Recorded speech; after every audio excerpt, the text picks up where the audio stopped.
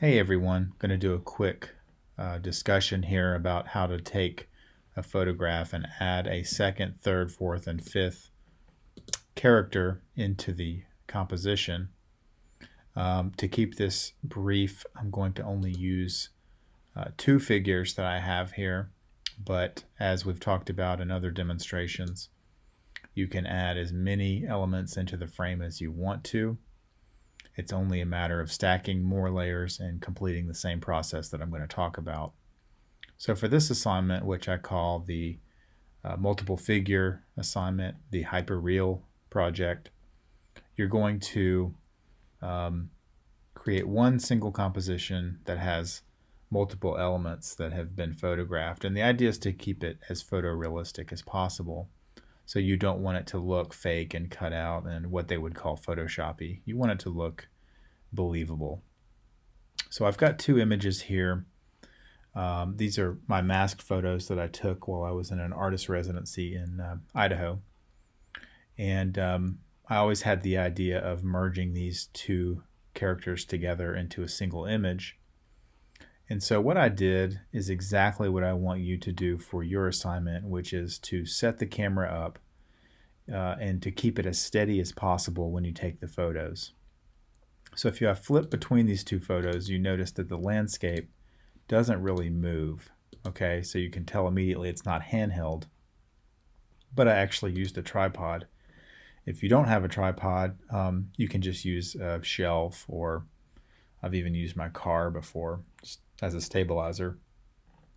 But the idea is to not move the camera at all.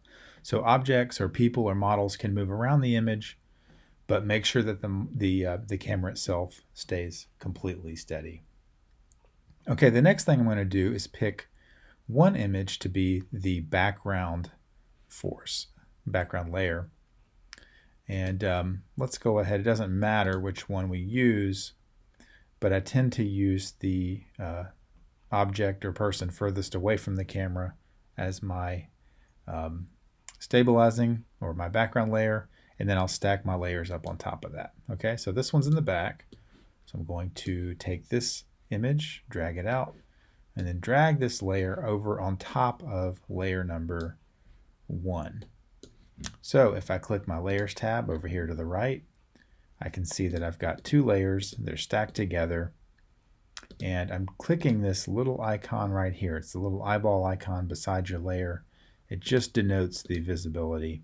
If I click that, it hides it, but the layer is not deleted. It's still there. That's going to be important, especially if you have multiple layers. Like if you've got 5 or 6 layers that you're working with, you're going to want to hide those layers as you work your way from the bottom to the top, and hide those as you go. Okay, since we're only doing 2 layers for this really quick demonstration, that's not quite as important, but it will be as you stack multiple objects.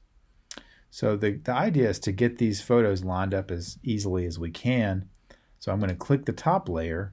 I'm going to lower the opacity, if you can see this tab right here. I'm going to lower that to about 50%, somewhere around there, just so that I can see the layer underneath it. Then I'm going to move the layer and try to line them up as accurately as possible. And just to be sure, I can use my navigator tab, zoom in on the screen, and I look for one single object that will allow me to get that exactly the way I need it. It's hard to do in this landscape, but if you're working within a space with a chair or anything like that, it's going to help you. I'm actually now using the up, down, left, right keys to try to fine tune it. Now I can see those pixels lining up a little bit better. Again, if you're in an interior space and you have corners and angles and chairs and tables, that's going to help you a lot. The fact that my background is blurry also makes it a little bit difficult, but I think I've pretty much gotten it. I think those layers are as lined up as they need to be. Okay, so the next step would be to select my lasso tool. That's the third tool down. I'm going to set my feather to, it's already set to 6 pixels. The feather allows you to soften the edge of the cutout so that it's a little bit more forgiving. If I have a completely sharp-edged cutout, then, oh, hold on a second here. Forgotten which layer is the top layer, so I was about to cut out the wrong one. But anyway, a sharp-edged layer or a sharp-edged lasso cutout will show mistakes really, really well. So that feather is very helpful. And what that means is over 6 pixels, it's going to blend it out. So I'm just loosely selecting my second top layer, Masked Man. Okay, now I have him selected. Now I want to cut out everything that's around him. So I'm going to go to Select Inverse. I'm going to go to Edit, Cut. Okay, and now if I go back to my layer, I pull that opacity back up, we have 2 figures that look pretty good. So some of you may encounter a problem that I'm noticing right now, which is the light is slightly different in my top layer and my background layer. You can see exactly where I cut that out, and that is because of the light change in between the photographs that I took. Okay, that's an easy problem to solve though. I could go in my dodge and burn tools, or I can just see if my image, adjustment, brightness and contrast will allow me to go in and just bump that brightness up. It seems to be working pretty well, certainly helping. I can see the light a little bit. So if I had more time, I would be able to go in with the dodge and the burn tool to be even faster. I'm just going to go in with a eraser. I'm going to pull that brush size up, pull the hardness all the way down, and I'm just going to blend that sky a little bit. Okay. You can also use your clone tool, which you guys know all about. I'm just blending it to make it less noticeable. Landscape's not much of an issue. At least on my screen now, I am not seeing that light differential, but that's something you may encounter. A variety of tools that you can use to try to fix that.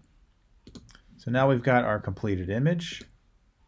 We can zoom in. It should look 100% photorealistic. If we go around the edges, you can see any spots that we might have missed. Nothing. Looks pretty good. And again, the same process is going to be used for your project, but instead of using 2 images, you're going to combine and stack 5 or 6. So keep that in mind, okay? So as always, when you save your image and you're completely done with it, you want to go up to File. You want to scroll down to Save As. I'm going to just save it onto my computer here. I'm going to switch my format from Photoshop to JPEG. That should change the .psd to .jpg, and I can rename my